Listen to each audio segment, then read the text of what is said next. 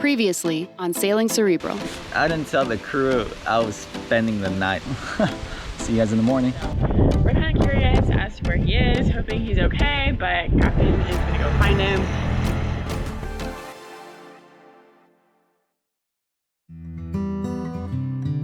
Obviously, most people spend most of their lives on land. In fact, most people don't ever go on the water, certainly not in the ocean by themselves.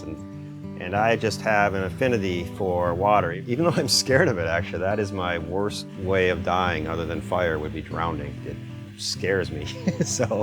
But I like to challenge myself, and it's just great to be out there, away from the pressures of society, traffic. I don't think that makes people happy. What's the deal? Did you find him? Yeah. Where is he?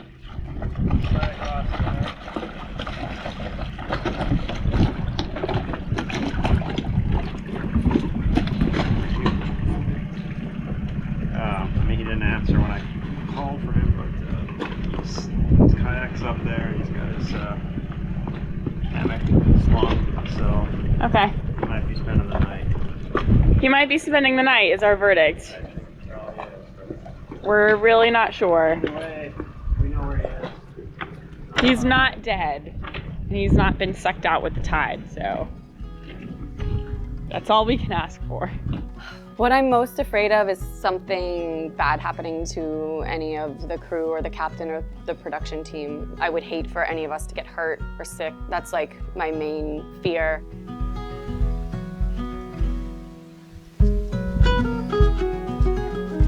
Made it through a night in an abandoned island. It rained a little bit last night.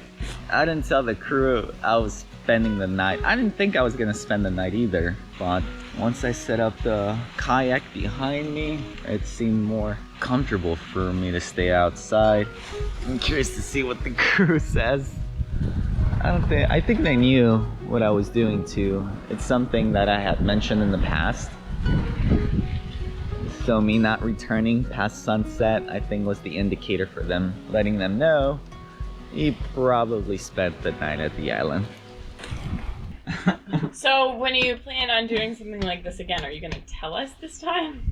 At that point, I kind of knew, they'll know that I went to the island and did that. We didn't know. No. So that's a problem. Don't do that again. Okay.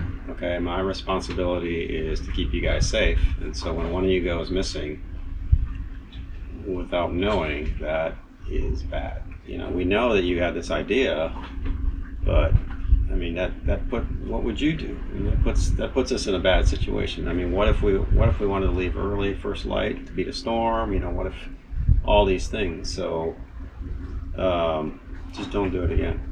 I mean, have the adventures for sure, but don't put us in that situation. You know, there was no note, there was no nothing, and it sounds like you weren't sure, but you're kind of thinking it, right? I was So thinking you it. at least tell us that. You know, I might put it on the board, right? Head it out. Might spend the night. Don't worry about me. But you know, when we scanned the horizon, didn't see anything. Didn't see where you headed to the island, couldn't see anything.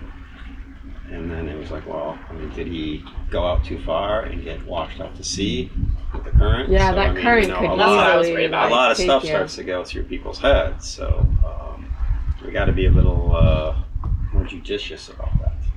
I knew you were going to say judicious. Judicious. That's a hard one.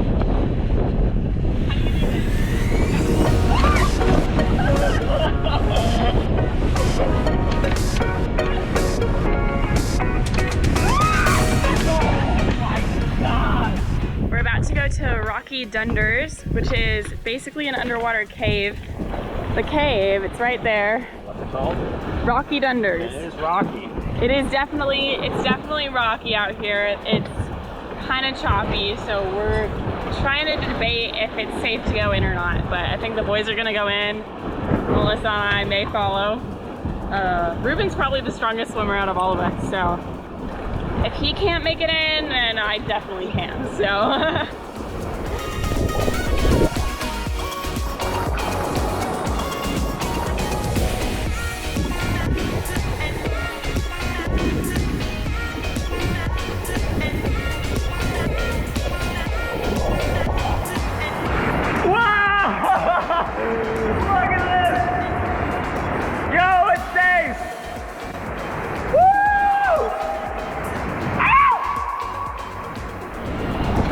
cave. So here goes nothing, right? Gotta live life.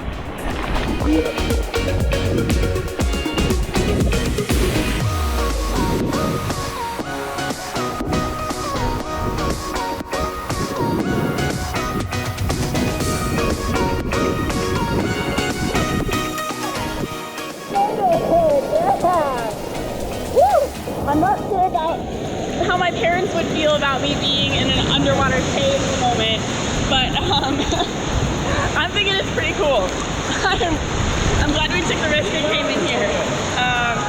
This is pretty sick. I mean,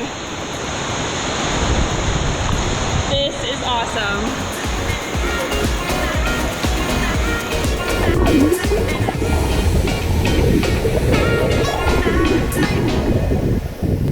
Captain, what happened? All along here, and all of a sudden I felt the current taking me around and out. I started swimming back. Nothing. None. So I started swimming harder, breathing through the snorkel, hyperventilating. Oh no. I'm not gonna make it back. Just when I realized that, I see a shark down below me. I'm like, shit. So I stopped. I said, don't panic. So I stopped, took it off and breathed. And of course, I'm just being shit. I just gotta go. That's scary. Yeah. That's really scary. So that was my question to you. If I come up here and I'm not here, What do we do? what are you guys gonna do? Float around and try to find you. Yeah. So I could be anywhere here, but you gotta realize which way the current's going. So we should probably discuss that every time we go out. Yeah. I'd be out there somewhere waiting for rescue. Yeah. Because eventually I would just have to give up and let the current take me. Yeah, I eventually. hope you guys realized. Yeah. Good debrief. We have a shark friend. He's kind of cute.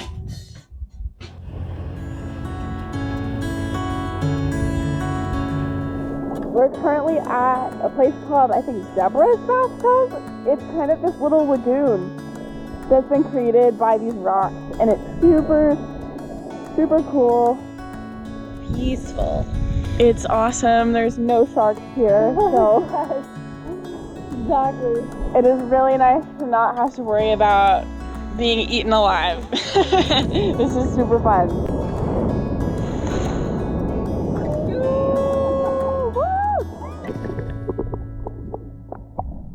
We've made it to Staniel Cay. Yeah, finally. Finally, and we're very, very excited about Santa Claus, which is Gerard's friends who are coming. What's his name? James?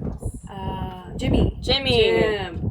Jim and his wife are coming on their plane, and we have a bunch of stuff coming to us. We're also going to reprovision at some stores here. We're very excited about the arrival of Wilson, our Yes. new crewmate. We're all really excited about Wilson, so I guess it's all good.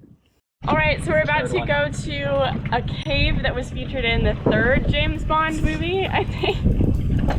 I don't really know. I've never seen it, but I'll have to watch it after this trip. Melissa and I are going to the James Bond cave. Yeah. Looking very Bond girl-esque with our dive knives. Very on brand. We didn't even really need to. Yeah, we didn't even really know. It's low tide, so we shouldn't have to swim under the water to get in.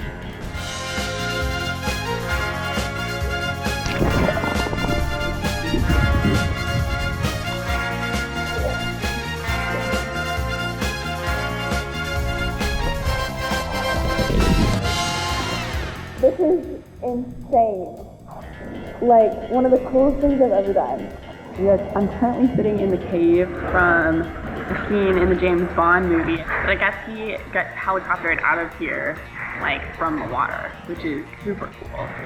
I'm less impressed by the fact that this is in a movie and just the fact that I'm sitting here in such a cool place. It's super peaceful. There were so many fish. It's definitely surreal. Like, how crazy is it that I'm here right now? It's so fun. I'm definitely like once in a lifetime experience.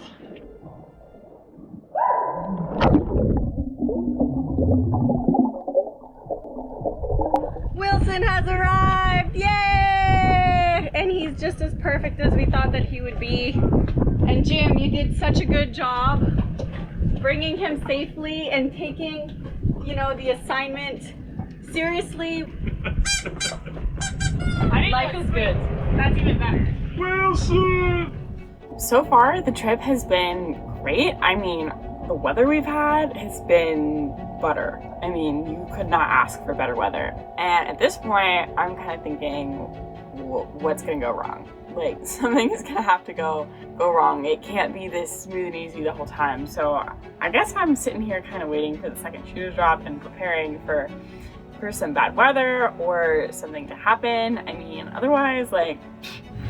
A little storm coming, so we're hunkering down. We just frantically tied down the cushions up front because they were blowing everywhere. We're running out of electricity. This is alarming. The bilge pump's going off. The engine still is not rectified. Right. Our bilge is leaking, our engines are not working right, and we're about to face a pretty big storm. This is not great conditions. It's definitely pretty windy out here. It's gonna start pouring like any minute. Captain has figured out what the plan is, and he says we're gonna do shots. So I guess that's the result. That's what we're doing. Yeah. So hopefully that's gonna fix everything. Yeah. Everything. I wonder what unpleasant things are gonna arise from this experience. So there are gonna be some unpleasant moments in paradise, and I wonder what's gonna come out. How do you maneuver, especially in a situation like this where you're on a boat, you're 1 month in, there's 2 more months. So, you know, how are you going to proceed with certain things, you know, like what behaviors are happening that are, you know, troublesome? How many times can you let it go and let it go and let it go, and then you're human, it's gonna get to you eventually. And so then what do you do? So that's kind of what I'm dealing with now, and it's really difficult. I'm telling you because who else can I really go? I don't have service, can't call a friend, can't like phone a friend. Wish me luck. So Ruben does this thing where I will ask him a direct question, like, do you have service? And I don't know if he is suffering from like some hearing loss or something, but he'll laugh and just not answer.